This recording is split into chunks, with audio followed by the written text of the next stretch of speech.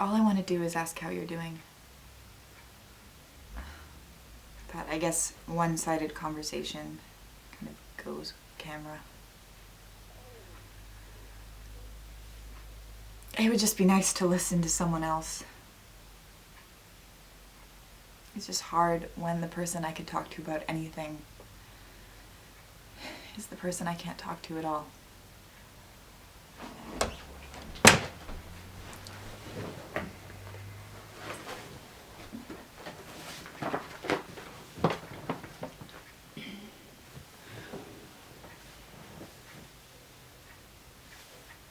Hi.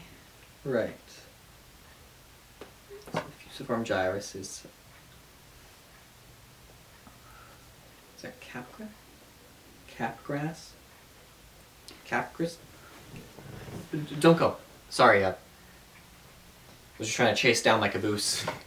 The caboose of my train of thought before I moved on to regular conversation. It's okay, I was just filming anyways. Oh.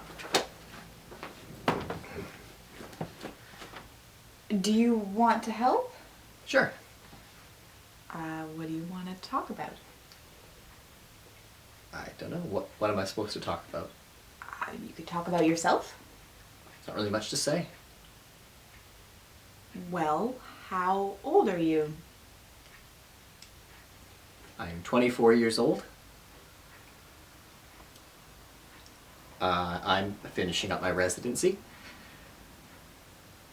And I read a lot. Me too. Ah. What have you been reading recently? It's called Trends in Cognitive Science. No, not for work. It's not.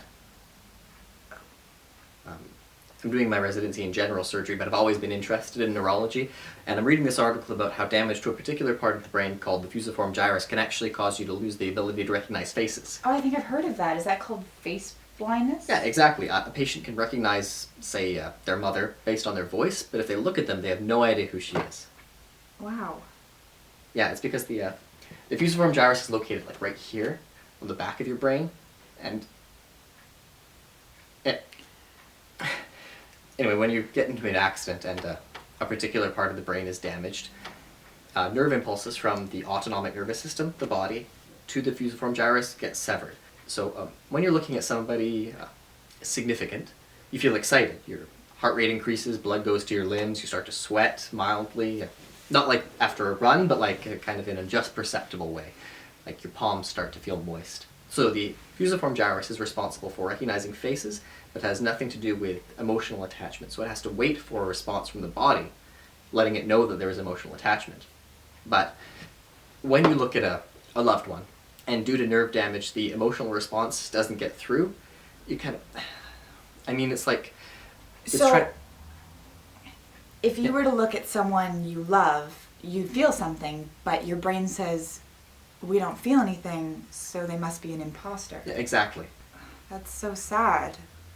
I mean, they don't love their mom anymore. Oh.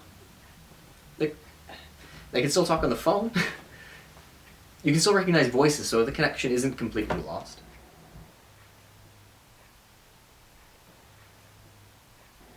Are you hungry? You know, I hadn't noticed, but now that you mention it, yeah, I'm starving. Grilled cheese? I'm lactose intolerant. How about toast then? Certainly.